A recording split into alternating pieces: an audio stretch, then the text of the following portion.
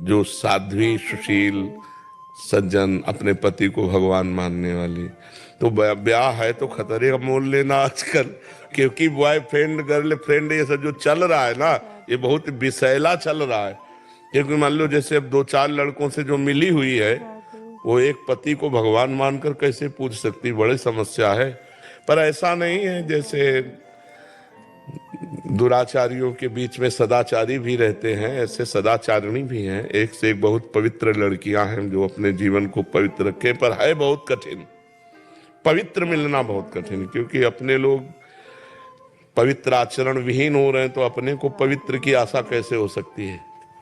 नहीं, घर वाले भी जबरदस्ती करते हैं कि करो, ये इकलौता मतलब वंश बढ़ाओ, मतलब चल। आप घर में तो संतान उत्पत्ति करके वंश उत्पन्न करना, भगवान से मनाओ। जैसे करदम जी ने 10,000 वर्ष तक तपस्या की, भगवान से कहा मुझे पत्नी चाहिए, तो देवहूति जैसी पत्नी मिली।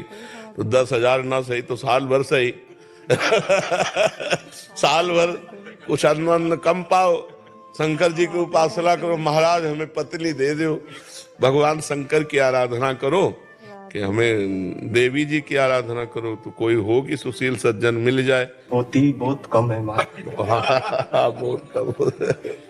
पर भगवान ने कहीं ना कहीं, अगर ब्याह है तुम्हारे भाग्य में तो लिखा ही होगा, कहीं ना कहीं तैयार हो रही होगी वो भी आपके पाणी ग्रहण के लिए।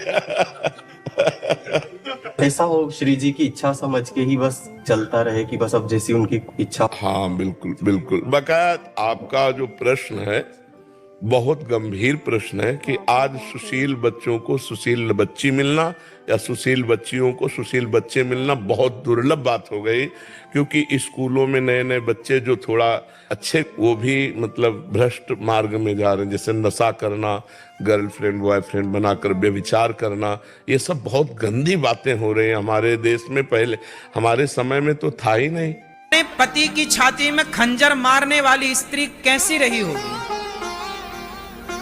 भोजन में नींद की गोलियां मिलाने वाली, सुला करके उसका मर्डर कर देने वाली, सीमेंट भर देने वाली पत्नी कैसी रही होगी?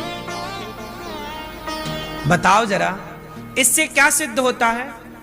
सोचिए, एक पति जो अपनी पत्नी में समर्पित है, आप बताइए, हम आपके घर आए भोजन करने और आप हमें नींद की गोलियां मिला के सुला दें और हमें मार डालें, इसमें हमारा क्या कसूर है?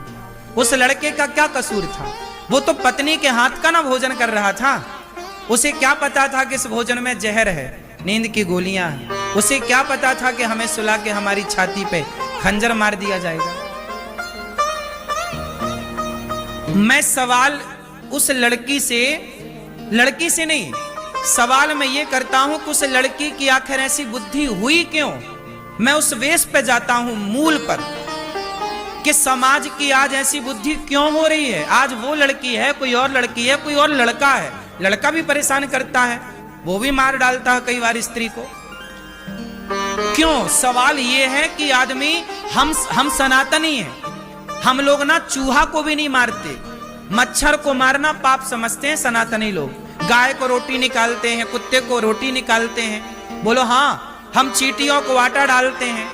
सोचिए, जिस सनातन में चींटी का भी हम सम्मान करें आटा डालकर, हम मच्छर मारने को पाप समझें, उस देश में वो सनातनी यदि पति को मार डाले, पत्नी को मार डाले, तो बताइए।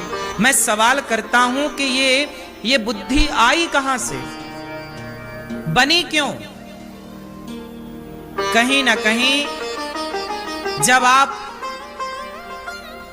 सत्संग से हट जाते हैं, आप जब चरित्रहीन हो जाते हैं। वो लड़की क्या थी? चरित्रहीन हो गई ना, गैर मर्द के साथ घूम रही है, अपने पति को हटा दिया रास्ते से, ये गैर मर्द के साथ। अच्छा बताओ, सीता मैया रावण के साथ चली गई, चुरा के ले गया, रावण ने इतना लोभ दिया, रावण तो सोने की लंका का मालिक था कि नहीं? क्या बोलता रावण? सीता तुम मेरी पत्नी बन जाओ, मंदोदरी तुम्हारे पांव दबाएगी। मंदोदरी रानी है लंका की, वो पांव दबाएगी। सोने की लंका थी रावण की। ऐसे आजकल की कुछ स्त्रियां तो रावण को देख लें तो कहें हमें ले चल चुरा के, हम तैयार हैं।